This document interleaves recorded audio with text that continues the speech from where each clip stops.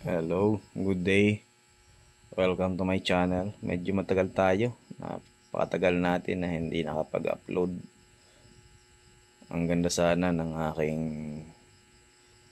step by step sa pagtatanim ng ampalaya. Nadismaya lang tayo mga kasama nating magugulay dahil yung in-upload nating video ay malabo. Mag-aaralan natin ngayon kung lilinaw na yung ating video. Ito pala yung 2 buwan at kalahati kong ampalaya. Ito.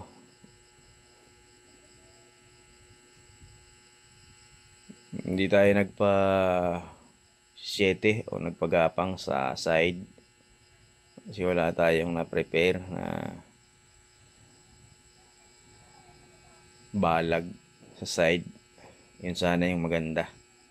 Pero ito, sa taas tayo nagpapabunga. Ayan.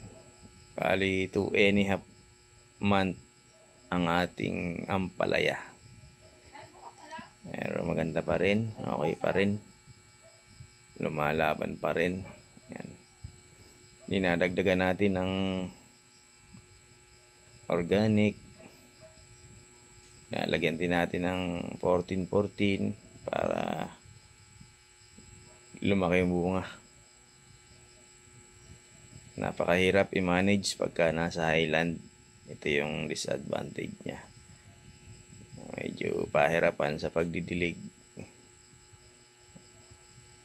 Hose lang ang gamit natin. Submersible na 3/4. Ayan, napakatagal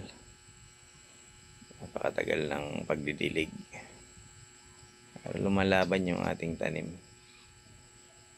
Ayan. Tayo nakaka-8 harvest na dito sa ating ampalayang ito. Makikita natin na medyo halata natin na kulang ang nutrient ng ating ampalaya. Maraming baliko, maraming baluktot. Isang dahilan din hindi tayo laging nag-i-spray. Ayan, ang ganda ng bunga. Tabi-tabi. Hindi tayo madalas mag-spray. Iwas na rin sa kontaminado ng ating mga gulay. Ayan. Laking tulong. Ilagyan natin ng ibaba ng organic, mga laon ng mga dumi ng hayop para lumaki ang bunga. Tumaba uli yung mga gapang niya.